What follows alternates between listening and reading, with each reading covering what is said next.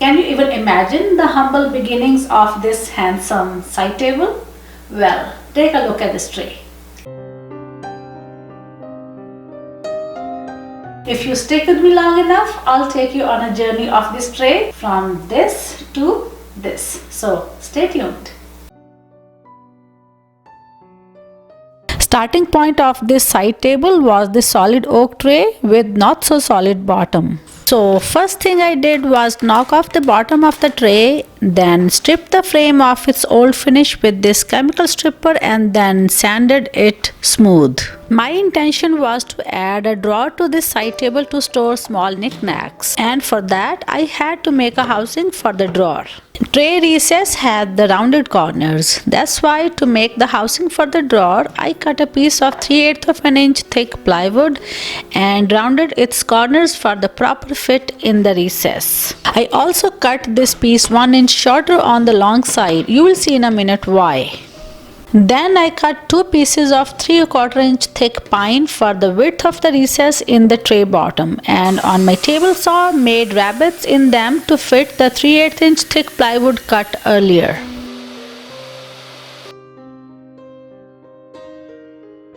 Just checking the fitting of these pieces.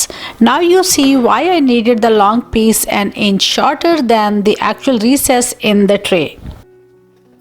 I had this piece of lumber with big recess in the middle laying around in the shop, so I decided to make sides of the drawer from it.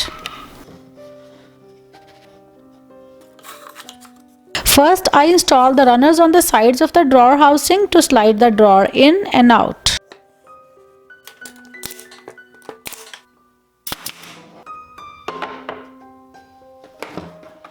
Just making sure the drawer will move on these runners smoothly. After the drawer runners were installed, I glued and nailed the drawer housing together.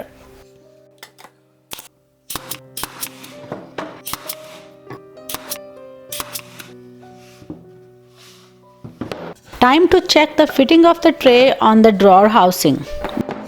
Just perfect. Then I attached 2 3/4 inch pine stretchers to the bottom of the drawer housing with the help of pocket screws.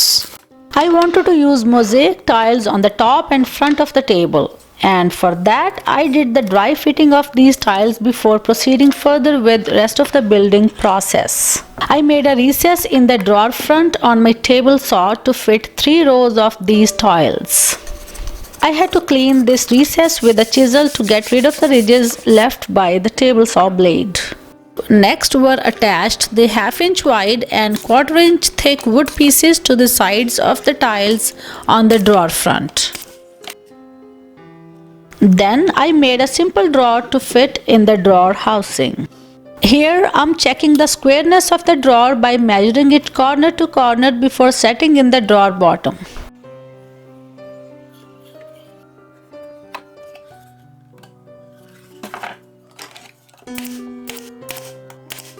The drawer is finished and glides on the runners installed earlier perfectly. Next, I attached the front to the drawer body. After getting the construction of the side table finished, next step was to stain and paint everything. And for that, first I sanded everything smooth and then stained with oil-based stain in early American color from Minwax. The surface where the tiles were to be installed was painted in black because I was going to resin on the tiles and did not want the wood to show through the tile joints. I assembled the side table before installing the tiles on the top and the drawer front.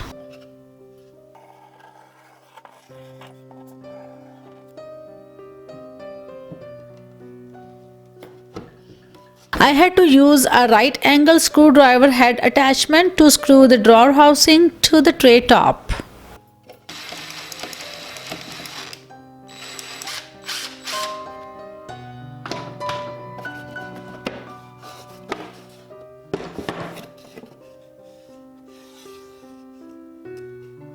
For the back of the side table, I used 1/8 of an inch thick oak veneer and attached that with brad nails after rest of the assembly was done.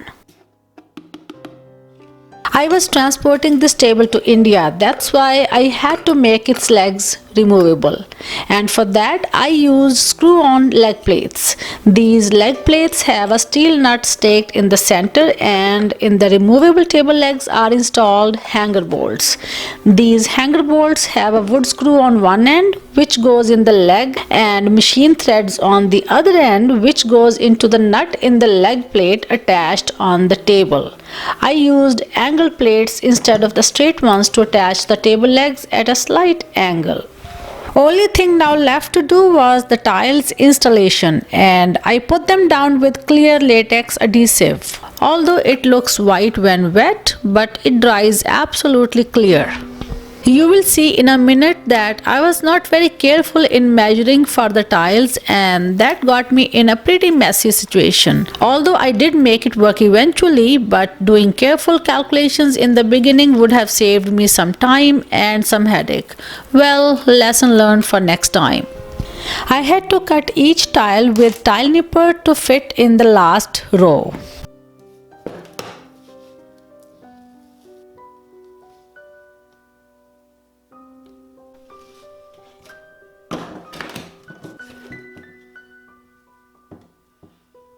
Once the adhesive was dry and the tiles were fully set, I topped them with resin. You can check my tray makeover video to learn more about how to coat with resin. Link to that video is in the description box down below. Although resin dries to touch in a matter of few hours, but it takes about a week's time to fully cure it. So my side table was all done once the resin was cured in about week's time.